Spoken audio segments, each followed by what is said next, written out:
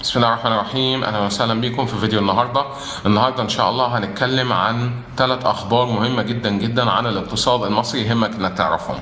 اول خبر هو ان البنك المركزي المصري يوجه البنوك المصريه بمراجعه تفاصيل استخدام بطاقات الائتمان والخصم المباشر الصادره عن كل البنوك المصريه، واي عميل من العملاء يستخدم ان هو اساء استخدام البطاقه الائتمانيه بتاعته او بطاقه الخصم المباشر بتاعه خلال ازمه الدولار، يتم ادراج هذا العميل ضمن القوائم السوداء في برنامج او في منظومه الاي سكور.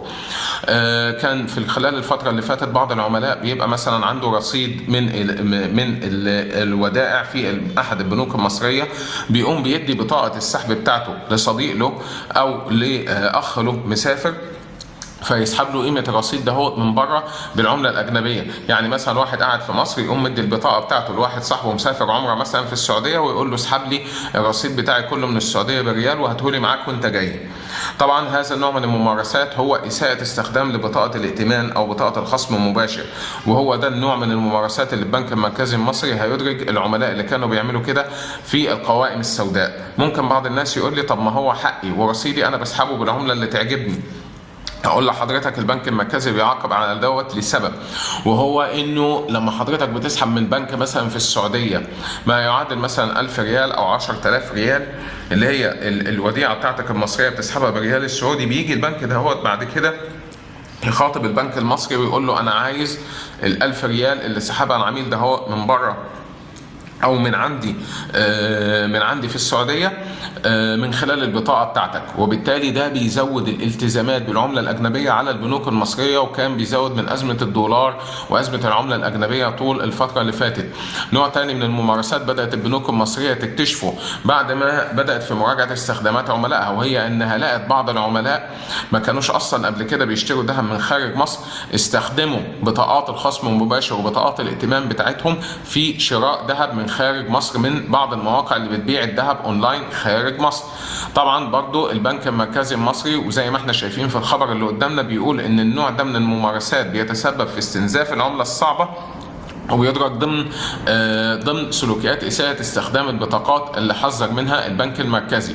بالمناسبة انا عايز هنا اوضح نقطة مهمة جدا جدا، وهي انه خلال الفترة اللي فاتت، وانا كده مش ببرر للعملاء دول اللي هم عملوه، ولكن انا احب اوضح نقطة، وهي ان كان الفترة اللي فاتت في اثناء ازمة الدولار كان تجار الذهب بيحسبوا سعر الذهب في السوق المصري على سعر للدولار اعلى من السعر الحقيقي اللي هو الرسمي بتاع البنك المركزي، واعلى حتى من سعر السوق السوداء.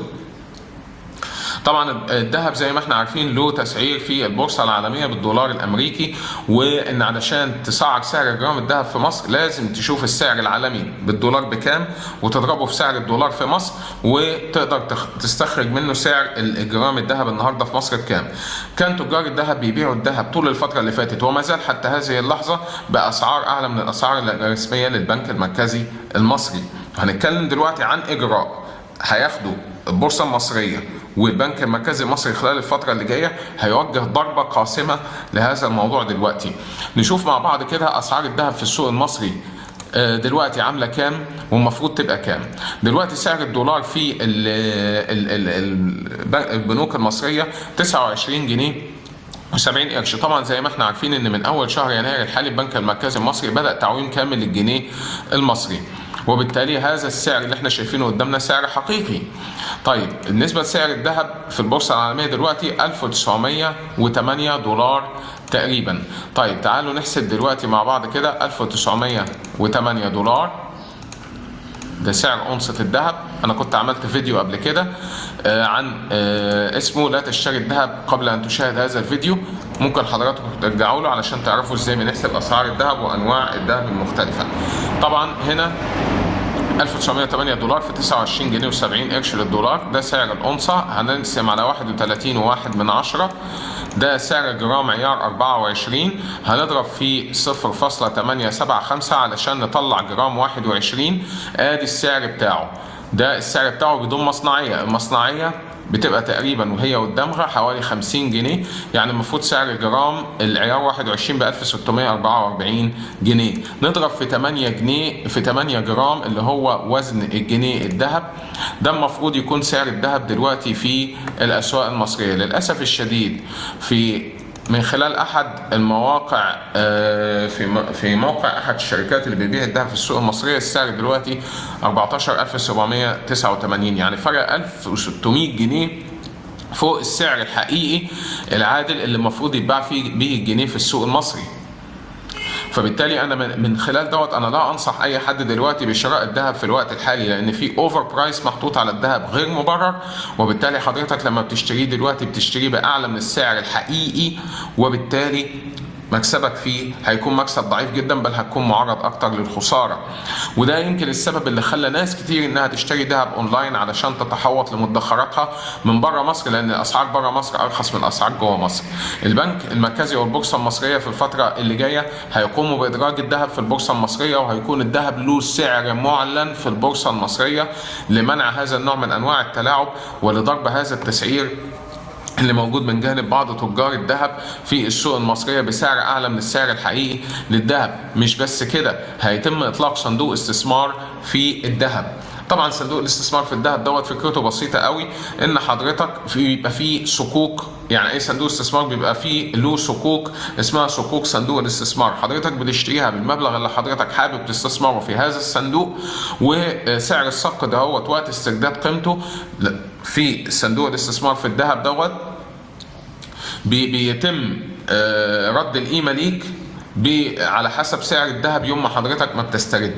الميزه في النوع ده من الاستثمار ان ما فيهوش مصنعيه وما فيهوش دمغه، ده انت بتشتغل بايه؟ بتستثمر بدون مصنعيه وبدون دمغه في صندوق الاستثمار ده. هل الفكره دي مناسبه لكل الناس؟ اولا الفكره ده هي زي ما ليها مزايا اكيد ليها عيوب، لسه الاليه بتاعتها ما تمش الاعلان عنها حاليا، لكن الموضوع انا وضحته لك ببساطه شديده، وان شاء الله نتناوله بالتفصيل مجرد ما يتم الاعلان عن تفاصيل هذا الموضوع. لكن من وجهه نظري المتواضعه، لو حضرتك هتستثمر في الذهب لمدى طويل زي 5 سنين 10 سنين، الافضل ان حضرتك تشتري الذهب الفعلي يبقى في ايدك. اما لو بتشتري ذهب مثلا لفترات قصيره، عايز مثلا تكسب مثلا منه شهر وتبيعه والكلام ده فالفكره ده ممكن تكون كويسه، بس حضرتك لازم تكون ملم بالتحليل الفني لأسعار الذهب قبل ما تدخل في حاجة زي دي علشان ما تخسرش. هندخل برضو على خبر ثالث مهم جدا، وهو ان البنك المركزي الروسي اعتمد الجنيه المصري ضمن العملات اللي تقبلها روسيا في تبادلها التجاري مع مصر. طبعا الخبر ده هو من الاخبار الجيده جدا والاخبار اللي جت في وقتها بصراحه، والشيء الايجابي في الخبر ده هو ان ده هيخفف الضغط والطلب على الدولار الامريكي في السوق المصري. بدل ما كنت حضرتك بتدفع قيمة وارداتك لروسيا بالدولار أو بالروبل الروسي، أنت ممكن تدفعها بالجنيه المصري. طبعا خبر جيد جدا، لكن في نقطة أحب أنوه عليها، إن لو حضرتك العملة بتاعتك في المدى الطويل ما كانتش مستقرة أو تعرضت لتخفيضات شديدة، ممكن جدا روسيا تبتدي تقول لك في التعاملات بتاعتها لا لو سمحت ادفع لي بالروبل الروسي عملتي، أو ادفع لي بأي عملة تانية. ليه؟ لأن هو ما عندوش استعداد ياخد قيمة إنتاجه والبضائع اللي صدرها لك بعملة قيمتها بتنخفض كل يوم. وبالتالي علشان نزود الثقة في الجنيه المصري، الأمر يتطلب مش بس سياسات نقدية ومالية، لا، الأمر يتطلب مزيد من الإنتاج، مزيد من التصدير، مزيد من الاستثمار. كل ما كان في منتجات اكتر وسلع اكتر تقدر روسيا تشتريها من مصر بالجنيه المصري، كل ما كانت روسيا اكثر تمسكا بالجنيه المصري، وكان عندها رغبة اكتر في انها تبقي على هذا الاتفاق.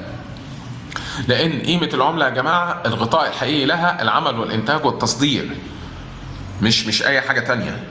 العمل والانتاج والتصدير، وبعد كده احتياطي البنك المركزي ده انت بتشكله على حسب احتياجك، عايزه كله ذهب، عايز جزء منه ذهب والجزء الباقي عملات تانية، ده بيبقى حسب احتياجك. بس عشان يبقى عندك احتياطي في البنك المركزي من شغلك ومن عملك، لازم تنتج ولازم تصدر ولازم تبقى دولة مصدرة في المقام الاول.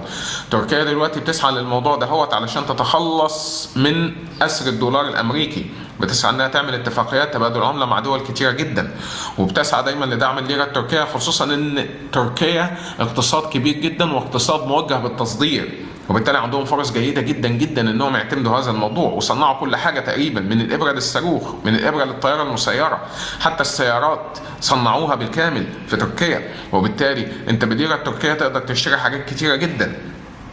عايزين نفس الكلام ده يتعمل مع الجنيه المصري. يتعمل مع الجنيه المصري مزيد من الانتاج والتصدير والاستثمار. طبعا بدأنا نشوف بدايات لهذا الكلام في الوقت الحالي، ان في شركة مصرية هتبدأ تصنيع عربات قطارات المترو، وده طبعا هيغنينا عن الاستيراد من الخارج لهذا النوع من العربات. ويا ريت لو ننتج للسوق المحلي ونعمل على التصدير لأسواق تانية زي الأسواق الخليجية والأسواق الأفريقية وكل الكلام ده، لما ننتج حاجات بمواصفات عالمية منافسة يقبل عليها العالم.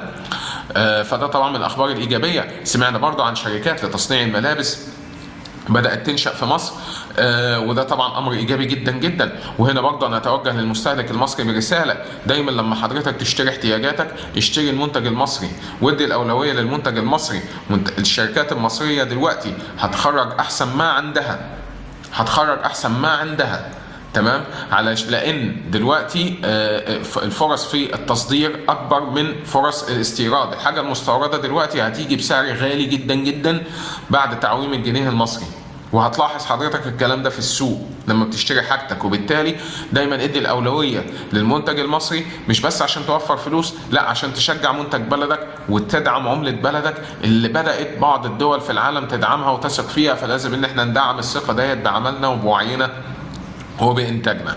من الأخبار اللي أنا بعتبرها أخبار يعني مش إيجابية، هي إن الأدوية وخدمات المحمول بتترقب ارتفاعات في الأسعار. طبعا هنا في ثنايا الخبر، شركات الأدوية بالمناسبة بتستورد المادة الخام أو المادة الفعالة الخاصة بالأدوية بتاعتها من خارج مصر، وبالتالي ده أدى لارتفاع التكاليف عليهم.